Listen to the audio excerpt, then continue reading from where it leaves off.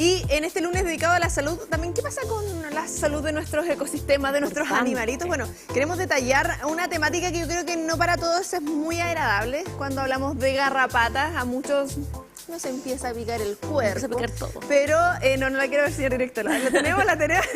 La tenemos, Porque Constanza. experta acá de veterinaria que identifica nuevas especies de garrapatas de Pakistán y Chile. Nos acompaña el docente del Departamento de Ciencias Animales de la Facultad de Ciencias Veterinarias, Sebastián Muñoz Leal. Sebastián, un gusto que nos pueda acompañar para comentarnos tan importante noticia y también lo que debemos tener en consideración nosotros como habitantes del ecosistema. Hola, un gusto estar aquí, gracias por la invitación. Sería muy bueno que nos vayas contando las particularidades de lo que son las garrapatas, cuáles son sus principales características y en qué pieles puede instalarse. Muy bien. Bueno, las garrapatas son ácaros de gran tamaño y que se separan del resto de los otros ácaros por dos características anatómicas. Una es que poseen un órgano especial con el cual se anclan a la piel de sus hospedadores y que se denomina hipostoma. Y si en el video anterior es la parte de adelante, que es el aparato bucal. ¿Sí? Y luego, en el primer par de patas, en el primer segmento, tienen un órgano sensorial especial que detecta principalmente el CO2 de los animales y es de esta forma como una garrapata sabe dónde están sus hospedadores. Porque tienen ojos algunas, pero no consiguen diferenciar tan bien como nosotros. ¿Sí?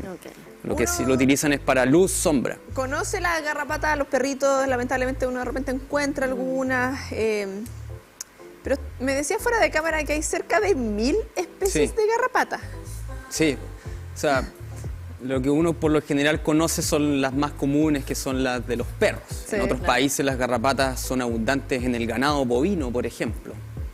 Pero son cerca de 1000, son 996 más o menos, que se distribuyen en 5 familias. 2 de estas familias están extintas y hay una familia que tiene solamente una especie que está en África del Sur y luego hay 2 grandes familias.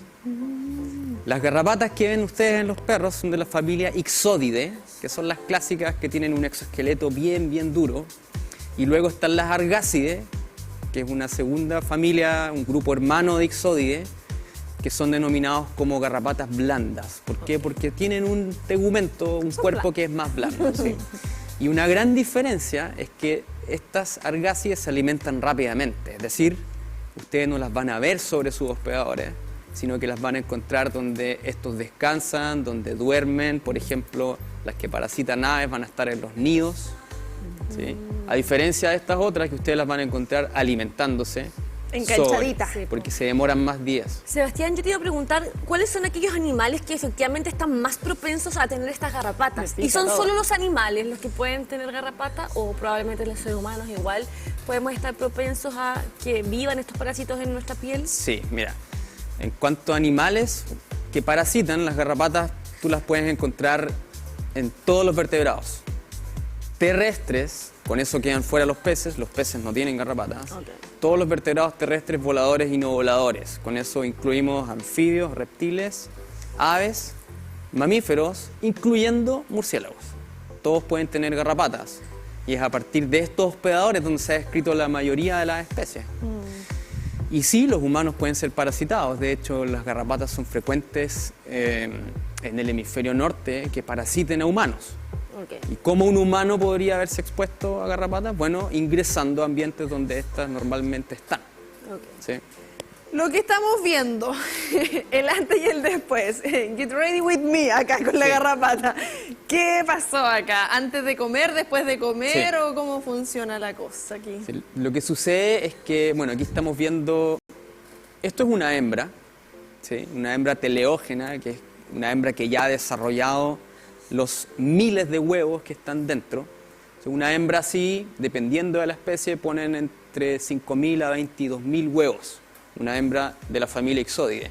Y luego acá es probable que tengas una hembra no alimentada. ¿En su vida esa cantidad de huevos? ¿O? Sí, sí. Ya. Las garrapatas de la familia Ixodidae ponen huevos una vez y luego la hembra muere. Sí, esa es una gran diferencia con Argácidae, que puede poner huevos varias veces, pero pone menos huevos. O sea, una vez y ya luego desaparecen. Sí, desaparece. ¿Y esta nueva especie, cómo se genera esta investigación?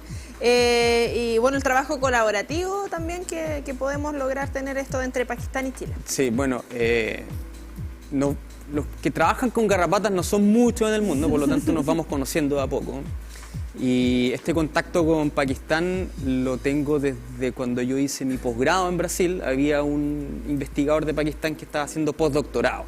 Entonces quedamos en contacto allá y al final me empezó a mandar fotos de garrapatas que él estaba colectando allá y resultó que era algo nuevo por la morfología. Y hoy día para describir una especie hay que combinar un estudio morfológico y un estudio genético. Entonces lo que hicieron ellos fue secuenciar parte del genoma mitocondrial, no voy a ir tanto en eso, pero es la genética de la garrapata. Sí. Y luego me mandaron especímenes muertos para acá. Y la microscopía electrónica la hicimos acá en la universidad, y que implica entender la morfología, los detalles de la anatomía de la garrapata. ¿Cuáles son las principales características que fuiste visualizando en estas nuevas especies que las hacen totalmente distintas a las especies que conocemos aquí y gracias al estudio que realizan ustedes como universidad? Sí, o sea, lo que hay que considerar es que hay que estudiar los adultos y las larvas principalmente, porque una garrapata tiene 4 estadios: huevo, larva, ninfa y adulto. ¿Sí? Teníamos la imagen ahí de las larvitas. Claro, sí, sus principales características de diferencia. Claro, y lo que hay de diferencia... Acá tenemos unas larvitas. Sí. En los adultos la principal diferencia está en la ultraestructura del tegumento, que imagínate algo así como la piel de la animal. ¿Sí? Es la ultraestructura y por eso hay que hacer el estudio con microscopía electrónica de barrido. ¿Sí? Consiste en bañar en metal para hacer que la parte externa del animal quede superconductora y luego impactar una serie de electrones que generan una imagen con un detalle que permite diferenciar esto. ¿Sí? Eso principalmente, pero lo otro que es importante es la genética. ¿Sí? Con genética se separaban, pero claramente del resto de lo que conocemos. Mira, y seguimos viendo imágenes, Connie, que nos van acompañando. Sí, eso es de las imágenes de microscopía electrónica, la anterior. Y eso es una hembra de Ixoide. ¿Cuál es la diferencia entre el macho y la hembra? Bien, en esta familia, en Ixoide, que son las, por ejemplo, las de los perros, eso es una hembra. Y fíjate que el escudo, que es esta parte que está acá, ¿sí?, no recubre totalmente el cuerpo del animal. En los machos, esta parte que está acá, que es el escudo, lo recubre totalmente, la superficie dorsal. Ahora, en hembras esto es evidente después cuando se alimenta, porque el escudo no crece en tamaño, pero sí se hipertrofia el cuerpo.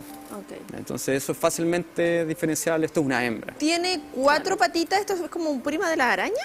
Sí, de hecho están relacionados filogenéticamente, pero no forman parte del grupo. Estos son más próximos a los ácaros. ¿Sí? Y sí, tienen 4 pares de patas, porque es un adulto. Las larvas tienen 3.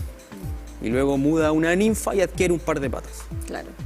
Ahora, ¿cuáles son las recomendaciones como docente, cierto, de la Facultad de Ciencias Veterinarias que podríamos entregar a las personas que nos están viendo y que efectivamente ven que sus mascotas están con algunos problemas, están rascándose excesivamente? Sí. ¿Cuáles son los pasos a seguir? Porque muchas veces desde la improvisación podemos echarles, no sé, algún elemento químico que puede ser nocivo. Entonces, ¿qué es lo que tenemos que hacer en caso de que estar viendo que nuestras mascotas están frente, ¿cierto?, a estas garrapatas? Claro, bueno, hay drogas que son antiparasitarias. ¿Sí? Y hay algunas que son específicas para parásitos externos.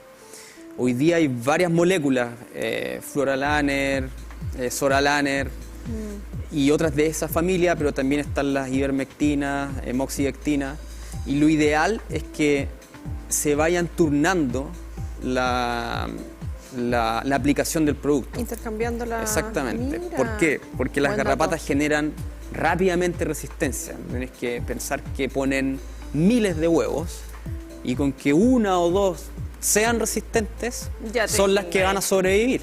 Claro. Oye, buen dato. Y pasan la descendencia con la resistencia a estas moléculas. Siempre se habla, Sebastián, no sé, mito o realidad, yo te comentaba cosas fuera de cámara que como que uno escucha en la cotidianidad, que con el calor salen más garrapatas. ¿Es real y en qué partes se dan? Sí. ¿Requieren mayor temperatura?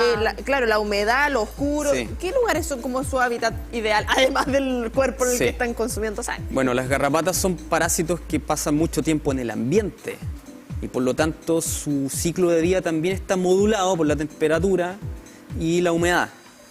Y en estas latitudes, donde tenemos estaciones bien marcadas, tú tienes una variación a lo largo del año en temperaturas y humedades que después te generan las estaciones. Claro. Claro. Entonces, estos animales son ectotérmicos, es decir, dependen de la temperatura del ambiente para moverse y por lo tanto con frío están inactivos. Claro. Y en invierno, aun cuando uno no las vea, están en un estado de hipobiosis, es decir, bajan su metabolismo y esperan a que aumente las temperaturas y aumente el fotoperiodo, que es algo que ellos también ven. ¿Sí? ¿Qué pasa cuando no sé si nos pican o nos muerden? Porque tú bien dices que utilizan, ¿verdad?, Un toda esa aparato zona de la bucal. boquita. Muerde. ¿Qué pasa si, por ejemplo, muerden o engancha. pican a un ser humano? ¿Pueden transmitirnos algunas enfermedades, por ejemplo? Sí, por supuesto. Miren, las garrapatas son consideradas, en segundo lugar, los parásitos hematófagos, es decir, que se alimentan de sangre, más importantes que transmiten microorganismos patogénicos a humanos. En primer lugar están los mosquitos, pero eso es porque son más estudiados, ¿no? ¿Y las pulgas? Las pulgas están relegadas. ¿Sí? ¿Y los piojos? Los piojos transmiten menos Oye, microorganismos, pensé que pero las también pulgas eran más transmiten. comunes. Ok. Las pulgas también transmiten. Pero las garrapatas son más importantes que los piojos y las pulgas. En segundo lugar, después de los mosquitos, pero en humanos. Están en primer lugar en términos de salud animal. ¿Sí? Pero sí, nos puede transmitir bacterias, virus y protozoos, que son parásitos unicelulares. Entendemos que cada especie cumple un rol que nos agrade o no nos agrade visualmente. Todo es por algo. ¿Cuál es su cometido en la vida? ¿A qué vino a la vida la garrapatita? Porque claro, muchas personas dicen, oye, ya, voy a echar, no sé, insecticida o todos los químicos. Pero bueno, igual cumplen un rol en el ecosistema. Sí, claro, lo que pasa es que ahí tú tienes que separar si estamos hablando de parásitos que conviven en ecosistemas naturales o parásitos que están en animales domésticos, que habría que controlarlos. Sí, Sí. la respuesta es sí.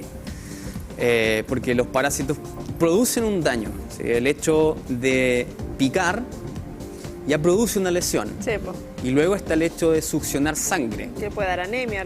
Y después está el hecho de que pueden transmitir algún microorganismo que le puede causar una infección. Claro, porque hablamos, por ejemplo, de las hepatitis en el principio del programa con el doctor inmunólogo. Entonces, hablaba muchas veces de que la hepatitis C es por transmisión muchas veces de sangre. ¿Podrían llegar a afectarnos de tal manera de poder contagiarnos con algunas enfermedades humanas? Sí, claro, pero transmisión de enfermedades netamente humanas Ajá. a través de una garrapata no se ha comprobado. Ah, ok. ¿Sí? Lo que sí podrían transmitir son, como te decía, bacterias, virus y Ok. estos organismos unicelulares eucariontes, protozoos. Lo que pasa es que en Chile estamos empezando a investigarlo un poco más en profundidad, pero en otros países como Brasil, por ejemplo, hay garrapatas que transmiten bacterias que son mortales y todos los años muere gente. Sí. ¿Cómo está el estudio a nivel internacional? Como tú señalabas, un poco los que se dedican también a esto y se van conociendo. ¿Y cómo estamos en Chile pensando que, bueno, tenemos una biodiversidad bien variada y ecosistemas muy amplios de norte a sur, de cordillera a costa? ¿Qué pasa también con los estudios a nivel internacional y cómo vamos avanzando también? Porque esto es un hito también en la ciencia y para posicionarnos también a esa escala internacional. Sí, claro, bueno, nosotros describimos especies todos los años o cada 2 años. O sea, y eso hace que todos los investigadores también estén pendientes de qué es lo que sucede en América del Sur. ¿Sí? Porque o sea, este año describimos especies para Chile, pero hemos descrito para Brasil, salió una de Pakistán, tenemos bajo la manga unas de República Checa y así van a ir saliendo de a poco. Pero trabajamos en forma colaborativa. ¿Sí? Entonces, todos están pendientes y con muchos de ellos también escribimos artículos juntos, generamos propuestas de investigación y eso hace que también se posicionen países de América Latina como, es decir, en la vanguardia del estudio de estos parásitos. Sebastián, ¿cuáles son las principales herramientas que utilizan ustedes para efectivamente el estudio de estas garrapatas que muchas veces llegan, ¿cierto?, desde el extranjero, Sí. para poder ir conociendo en detalle, ¿cierto?, sobre todo este desarrollo que hoy día se da desde nuestra Universidad de Concepción, ¿cuáles son aquellos elementos prioritarios que ustedes van utilizando para estos estudios? Sí, bueno, como te decía, hay una parte de estudio morfológico y para eso utilizamos microscopía, Ya. microscopía óptica, hasta microscopía electrónica de barrido. Ok. Y luego es el estudio genético. Y con eso podemos estudiar la genética de la garrapata y de todo lo que está dentro. Bacterias, la sangre que consumió, podemos identificar los hospedadores de los cuales se alimentó, por ejemplo, a través de secuenciar fragmentos de genes de la sangre de los hospedadores. ¿Y estas bichitas Claro. nuevas qué habían consumido? Eso no lo sabemos. Todavía. No lo sabemos. Lo que pasa es que para describir una especie es harto trabajo y eso lo vamos dejando como ya en un Así. segundo capítulo vamos a ver esto. Claro. Pero es tanto el trabajo que se va acumulando que bueno, ya describamos esto primero y después vemos qué es lo que pasa. Ay, ya. Sí. Esperamos entonces ahí que nos vengas a actualizar respecto a esto y lo vital también de mantener este puente entre la investigación científica y algo que obviamente también afecta a la comunidad, así que agradecerte obviamente que nos hayas podido acompañar a aclararnos esto y a abrir nuestra mente Muy en bien. estas prácticamente 1000 especies que hay de garrapatas. Muy bien, con mucho gusto. Gracias por siempre acompañarnos, ¿cierto?, como parte integrante de nuestro